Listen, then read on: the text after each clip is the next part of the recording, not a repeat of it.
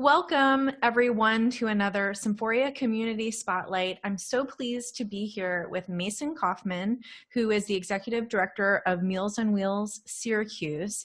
And we wanted to spend a little bit of time talking with you, Mason, about the good news and the good things that Meals on Wheels is doing in our community. How are you this morning? I'm great, thank you. How are you? I'm really good. Thank you so much. This is my favorite thing that I do, so I'm excited to be here. So why don't you tell us a little bit about Meals on Wheels Syracuse and what you are doing in and around Syracuse to bring good to people's lives? Okay. So Meals on Wheels of Syracuse is a home delivered meal program. It's a program that really combats food insecurity, provides nutrition, and it keeps homebound older and disabled adults healthier and safer in their homes through daily nourishing meals, through safety checks during those deliveries, and through resource assistance and dietary assistance through our case managers and registered dietitian who make home visits as well. It's been an interesting year since March of, really March 15th of this year when COVID hit Onondaga County. And the Department of Aging partnered with Contact CNY to develop a 211 number for food provider needs for older adults. And from that point on, we received so many more calls for home delivered meals. Many people who typically would be doing their own shopping and cooking for themselves, but they had underlying conditions and they were informed to stay home and not to go to the supermarkets for a while.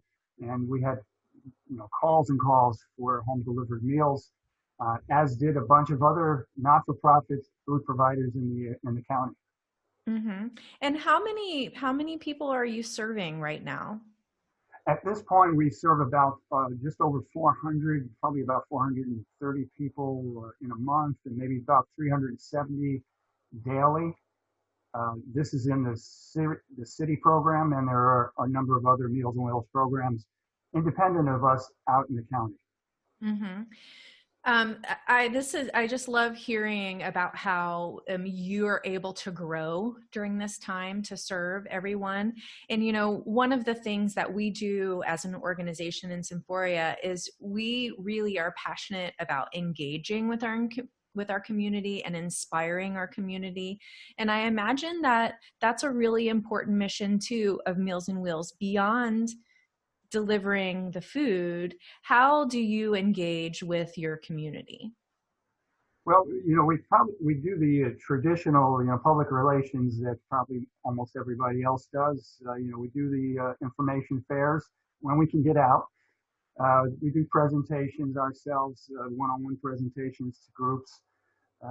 We do our social media, of course, and so we're on Facebook and Twitter and Instagram. We have a website, meals.org, that we promote our information. But really the biggest promotional thing that we can do and really to engage and inspire is have our volunteers, the volunteers that we recruit in to deliver meals, who have I think the benefit of direct service to the individuals and really get the sense of what we are doing and see the impact of what we are doing, who are in the community, and they're out there talking after their experiences to others, to families, to their friends, to their neighbors about what we're all about. Essentially telling our story as we do, and that has an impact that spreads word of mouth. And I think that's the biggest way we can do that. Mm-hmm. So are you currently looking for volunteers to assist with your Meals on Wheels program? We are. We're always looking for volunteers. I have to say that during the pandemic, the United Way did some recruitment for us as well as other not-for-profits, and they did an amazing job. At one point, we had all our slots filled for routes and working in the kitchen. But I think as people are heading back to work, and we continue to have those openings that we need, and so we're always looking for more volunteers. Yes. Mm-hmm. And we'll be sure to put your website and also the phone number. So as those of you who are watching today, if this is something that you feel called to do, this is a great way to also engage and inspire in your community and sort of like take the mission of Symphoria out even further and really become a part of the CNY community. And that's what we are so proud of. Do you have a success story that you can share? Yeah, actually, I was going to I want to talk about my personal experience with my mom as an example of individual stories. See, we at the end of this year we'll serve well over 700 individuals, and I can give you one, an individual story of each one of them. It's unique. So let me use my mom as an example. So my mom's 93 years old. Um, when she was about 91, she had a couple of falls. Ended up with a walker. Now she was living in the Bronx, New York, and she couldn't get out of her building, having a walker and staircases. She was on the second floor. She needed some homemade help, and really the first call I made was to Meals on Wheels down in New York City, in the Bronx. She got meals there.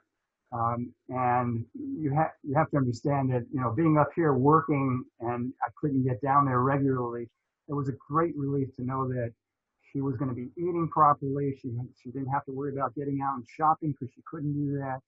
And, it was a great relief for me, as I said. I moved her up here about a year ago in North Syracuse in a senior apartment. And again, the first thing that I ended up doing, even though I could do the shopping for her, I could help her with cleaning, I could take her to the doctor, I couldn't get away from work and cook for her every day. And so I made arrangements with the North Area Meals on Wheels. She's a slight person. She's about 5 foot, maybe at the time when I moved her up here, maybe low 80s in pounds. I started her with Meals on Wheels up in North Syracuse. She got meals regularly. She's up to 90 pounds now. So she's getting a lot better. And again, I can do my job down here knowing that she's being fed up there. Mm-hmm. I love that. And we mentioned my sister-in-law, Jennifer Covert, is the executive director of the North Area Yeah. Meals on Wheels. And I have volunteered there before. And one of the things that really stuck out to me, and the volunteer work that I did was delivering meals, is that you're not just bringing food. Oftentimes the people that you're bringing these meals to don't see anybody throughout the day. And so you're bringing socialization, and my kids were with me and they got to like say hi to the kids and they loved that. And, we were able to do some things like pull the garbage cans in, and it's not just about food, right? It is. Yeah. Loneliness is a big issue. I mean, they've done some recent studies about that, and, that can be as bad as having a health condition that impacts you by being lonely. And so having the daily contact, one, you get that social connection, and two, somebody's checking in on you every day. So if you're not at that location, for example, here, then volunteers can come back to us, report it, or if they see something that's concerning, they can report it, and we can follow up and make sure that the person's okay. Mm-hmm. I love that. Well, so as we wrap up here, if there's just one thing that you would like for people to know and share about your Meals on Wheels program, what would that be? Well, let me say it's not just my Meals on Wheels program, but I want to talk about food insecurity. Food insecurity amongst older adults has been an epidemic, and it's really an epidemic amongst all populations, particularly after the pandemic.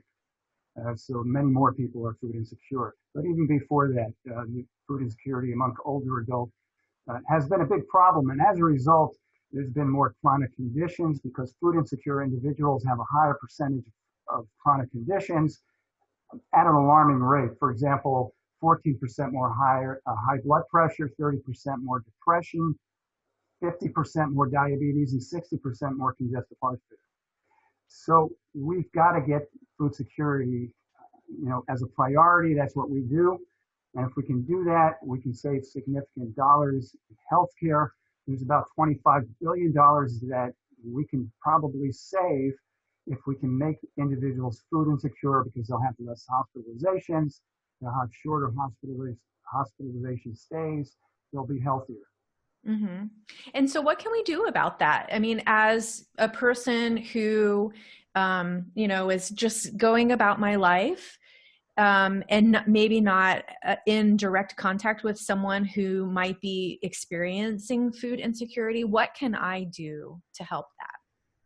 There's a number of things. One is you can contact your legislators to fund home delivered meals and congregate meals for seniors.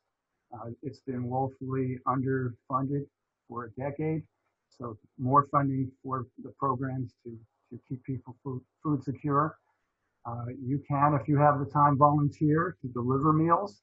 If you can't do that, you can certainly make a donation to help sustain the local Meals on Wheels programs, and identify people and get the word out that, for those people that need Meals on Wheels. Mm-hmm. Let them know that there's a program out there and how to reach us.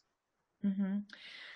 Wow, Mason, thank you so much. You know what I will do is I will put your phone number, but I will also put this idea to contact your legislators and really advocate for more government funding towards people and families who experience food insecurity, because that really is from the top down how we can be helping right now, it sounds like to me.